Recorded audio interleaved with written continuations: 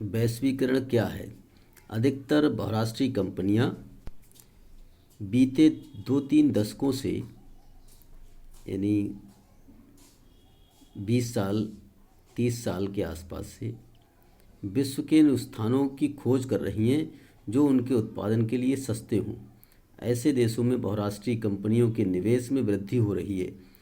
इसके साथ ही विभिन्न देशों के मध्य व्यापार में भी वृद्धि हो रही है। अधिकांश बहुराष्ट्रीय कंपनियों के व्यापार में वस्तुओं और सेवाओं का व्यापार सम्मिलित होता है। बहुराष्ट्रीय कंपनियों के बीच होने वाली अधिक विदेश व्यापार और अधिक विदेशी निवेश के फलस्वरूप विभिन्न देशों के बाजारों और उत्पादनों में एकीकरण हो रहा है।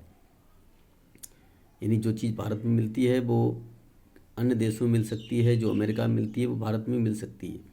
ये उत्पादों का एकीकरण है।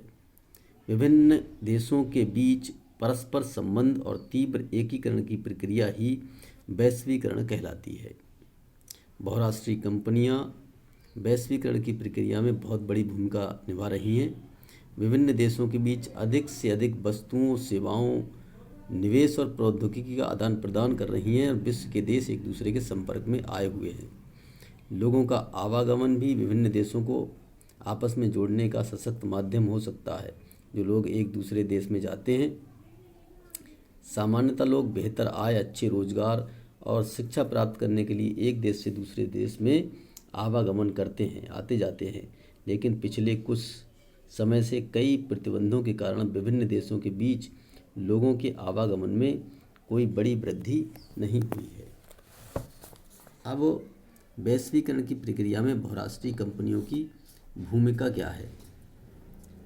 वैश्वीकरण का जन्म विदेश व्यापार और विदेशी निवेश के कारण हुआ। ये दोनों क्रियाएं मुख्यतः बहुराष्ट्रीय कंपनियों द्वारा संपादित की जाती हैं।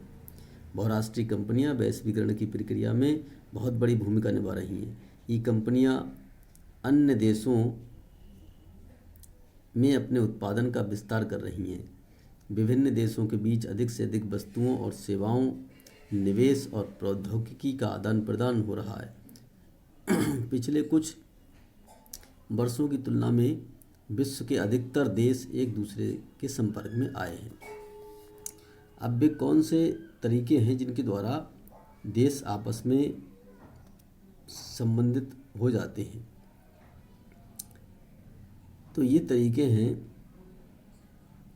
सबसे पहला तरीका है विभिन्न देशों के बीच लोगों का आना जाना। इससे जो है लोग एक दूसरे के देश के लोग एक दूसरे देश के साथ संबंधित हो जाते हैं, जुड़ जाते हैं। विभिन्न देशों के बीच वस्तुओं व सेवाओं का आवागमन, जो आयात निर्यात जो होता है देशों के बीच, इससे भी एक देश दूसरे देश के करीब आता है। देशों के बीच विदेशी व्यापार होना, ये बहुराष्ट्रीय कंपनियों के द्वारा विदेशी व्यापार होता है। एक देश की वस्तु दूसरी देश की वस्तु में जाकर बेची जाती है।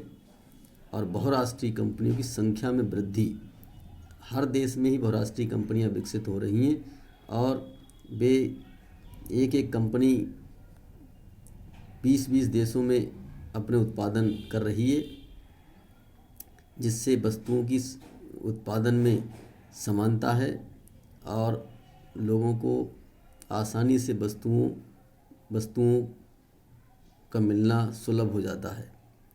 नवीनतम एवं उन्नत प्रौद्योगिकी का आवागमन, और जो टेक्नोलॉजी है वो एक देश से दूसरे देश में हस्तांतरित होती रहती है, जिससे एक देश दूसरे देश से संबंधित हो जाता है।